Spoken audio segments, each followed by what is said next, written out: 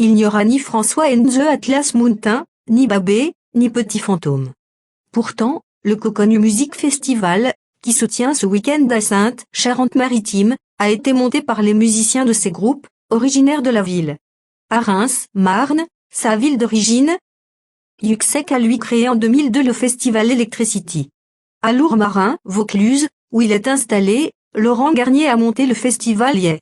Depuis une quinzaine d'années, Rodolphe Burger organise le festival C'est dans la vallée, à Sainte-Marie-aux-Mines, au Rhin, où il a grandi et installé son studio. Les exemples sont de plus en plus nombreux de festivals imaginés et montés par les musiciens eux-mêmes. À chaque fois, ils choisissent leur ville d'origine ou d'adoption. Pour le plaisir de jouer à domicile surtout. Mais aussi pour faire jouer les copains. L'objectif de l'association, Coconnu au début était très clair, faire jouer nos potes, explique Amaury Ranger, co-créateur du festival. Et aussi permettre à nos amis, qui habitent à Saintes de voir des bons concerts. Rock nous paperasse l'idée reçue selon laquelle les musiciens sont des poètes incapables de jongler avec les embûches administratives et battus en brèche. Au début, nos tournées, on les montait nous-mêmes, raconte Amaury Ranger. On sait bien que ça peut être super galère de trouver des dates. Là, à Saintes, on est bien placé entre Paris et Bordeaux, ou entre Nantes et Toulouse. Jouer ici, ça permet au groupe de casser la route. Nous, on croisait pas mal de groupes en tournée, dans les festivals, avec lesquels on est devenus potes. On a commencé à vouloir organiser des dates pour eux quand ils venaient en France. Et on y a pris goût. Ainsi est né le festival Coconnu, installé à l'ombre de la merveilleuse abbaye aux Dames de Saintes. C'était notre idée dès le départ, mais il a fallu faire nos preuves avant d'y arriver. Au début, on organisait des concerts dans une salle pourrie. La mairie a vu qu'on était sérieux et motivés. Là, on est dans un rêve logistique.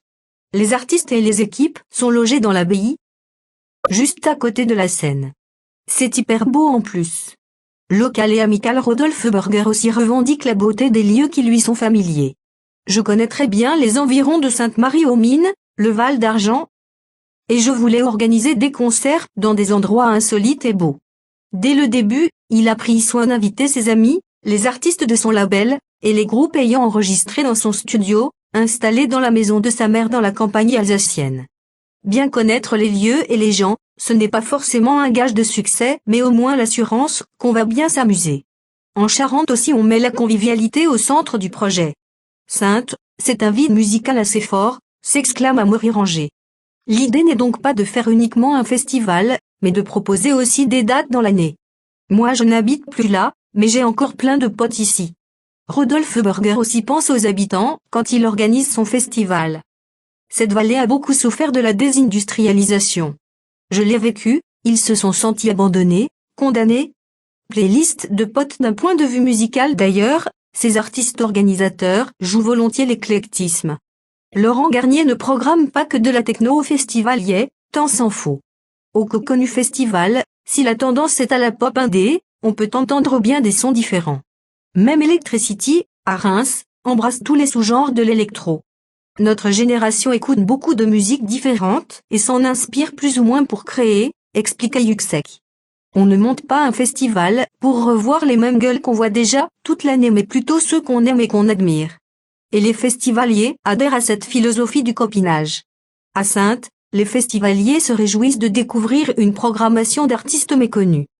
C'est une bande de copains qui organise et venir ici. Ça donne l'impression d'en faire un peu partie, raconte Tristan. Je n'écoute que la musique que mes amis me conseillent, c'est le filtre parfait. Mais mes amis connaissent moins de groupes que les gars de Coconnu. Le business n'est pas le modèle pour l'instant assez limité en nombre et en taille, les festivals organisés par des musiciens pourraient devenir un modèle économique intéressant. De plus en plus d'artistes américains vendent ainsi aux plateformes de streaming leurs recommandations à destination des internautes. Frank Océan a lui choisi de mettre gratuitement sa playlist idéale sur Spotify. Plutôt que de jouer les prescripteurs pour des chaussures, des smartphones ou des casques audio, les musiciens peuvent ainsi vendre leur expertise musicale. Amaury préfère ne pas voir cet aspect des choses. Notre petite taille nous convient bien. On a un salarié à l'année. C'est déjà super. L'aspect business ne nous intéresse pas beaucoup. L'important, c'est surtout qu'il y ait des huîtres et du cognac. Regardez d'autres vidéos sur site vidéo.5la.net.